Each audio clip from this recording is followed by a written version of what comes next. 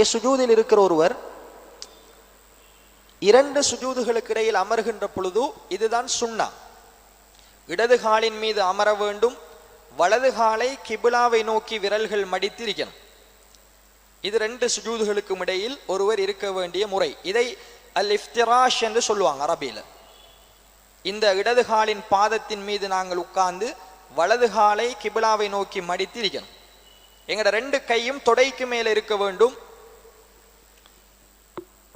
இந்த நிலையில் இருக்கிற பொழுது இரண்டு கைகளும் தொடைக்கு மேல் இருக்க வேண்டும், அல்லது எங்களுடைய முட்டுக்காலை பிடித்த மாதிரி ரெண்டு கையையும் வைக்கலாம். இந்த ரெண்டு இடமும் எங்களுக்கு இந்த இஃப்திராஷுடைய நிலையில் அனுமதி. அப்ப கண்ணியத்துக்குரிய சகோதரர்களே, நபிகள் நாயகம் ஸல்லல்லாஹு அலைஹி வஸல்லம் அவர்கள் இரண்டாவது முறை சுஜூதில் இருந்து இப்னு அப்பாஸ் ரலியல்லாஹு அன்ஹு அவர்கள் சொல்றாங்க, இக்ஆவுடைய நிலை இப்படி வந்து இப்படி இருப்பது. இந்த ரெண்டு காலை மடிச்சு இந்த பாதங்களின் மீது நாங்கள் உட்காருவது. இதைத்தான் இப்னு அப்பாஸ் ரலியல்லாஹு அன்ஹு அவர்கள் இது நபிகளாருடைய சுன்னா என்று சொன்னார்கள். அப்போ ஒரு முறை இப்படி இருப்பது, இதுதான் ரசூலுல்லாஹ் பெரும்பான்மையாக செய்த சுன்னாவுடைய நிலை. நாங்கள் அதிகமாக இதைத்தான் செய்யணும். இன்னும் ஒரு நிலை தான் அனுமதிக்கப்பட்டது, இப்படி ரெண்டு காலை மடிச்சு இதன் மீது உட்காருவது. இதை சொல்லுவது இக்ஆ என்று சொல்லி. இதுல தடுக்கப்பட்ட முறை எது தெரியுமா? காலை இப்படி வச்சு இப்படி இருக்கிற இதை சொல்றதுதான் நான் இருக்கிற இருப்பு. இப்படி கையை குத்திக்கிட்டு இருப்பாங்க, அல்லது கையை குத்தாமல் இப்படி இருப்பது, இது தடுக்கப்பட்டது. இந்த அமைப்பு தான் தடுக்கப்பட்டது.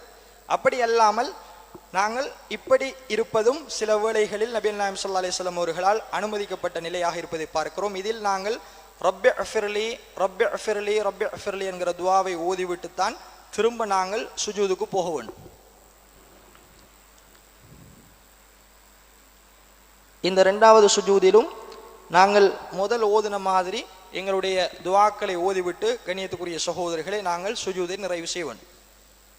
அப்ப நபிகள் நாயகம் ஸல்லல்லாஹு அலைஹி வஸல்லம் அவர்கள் நாங்கள் சுஜூது செய்கிற பொழுது முதலாவது சுஜூதிலிருந்து இரண்டாவது சுஜூதுக்கு இடையில் இருக்கிற இருப்பை இப்படி எங்களுக்கு வழிகாட்டியிருக்கிறார். எனவே நாங்கள் இடது காலை மடித்து வலது காலை கிபிலாவை நோக்கி மடித்து வைத்துத்தான் நாங்கள் ரப்பி அஃபிர்லி ரப்பி அஃபிர்லி என்கிற துஆவை ஓதி நல்லா ஓதணும். சுஜூது செய்கிற அளவுக்கு நேரம் எடுக்க வேண்டும். ஜமாத்து தொழுகை அல்லாமல் தனியே தொழுதால் நேரம் எடுத்து நாங்கள் திரும்ப சுஜூதுக்கு போய் அதிலும் நாங்கள் சுபஹான ரப்பியல் ஆலா என்பதை ஓதிவிட்டு அதிலிருந்து நாங்கள் ரெண்டாவது ரக்காத்துக்கு எழும்ப வேண்டும். இதில் மிக முக்கியமான ஒரு சுன்னா ஒன்று இருக்கிறது. நபிகள் நாயகம் ஸல்லல்லாஹு அலைஹி வஸல்லம் அவர்கள் ஒரு இருப்பு இருந்தார்கள், ஜல்சத்துல் இஸ்திராஹா, அமைதிக்கான ஓய்வுக்கான இருப்பு என்பது இதற்கு பேர். இப்போ நாங்கள் சுஜூதில் இருக்கிறோம், நிறைய பேர் இதை ஃபாலோ பண்றல, நிறைய பேர் நாங்கள் பின்பற்றுவதில்லை. சுஜூதில் இருந்த மாதிரியே அப்படியே எழும்புகிறோம். இது பிழை. நபிகள் நாயகம் ஸல்லல்லாஹு அலைஹி வஸல்லம் உடைய சுன்னா என்ன அப்படின்னு கேட்டால், நாங்கள் ரெண்டாவது சுஜூதில் இருந்து எழும்புகிற பொழுது,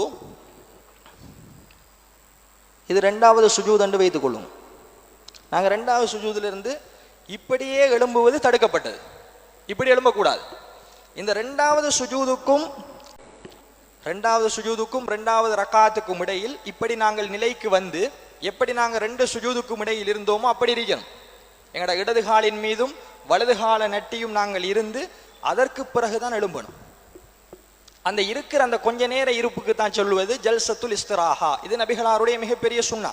இங்க பாருங்க, இப்படி நாங்கள் ருக்குவில் சுஜூதிலிருந்து நிலைக்கு வந்து இப்படி இருந்து அதற்கு பிறகுதான் நாங்கள் கைகளை ஊன்றி அடுத்த ரெண்டாவது ரக்காத்துக்கு எழும்பணும். அப்படி இல்லாமல் திடீரென்று எழும்புவது நபிகளாருடைய சுன்னாவுக்கு முரணானது. எனவே ஜல்சத்துல் இஸ்திராஹா என்பது நபிகளாருடைய மிகப்பெரிய ஒரு சுன்னா என்பதை ஹதீதுகளிலே பார்க்கிறோம்.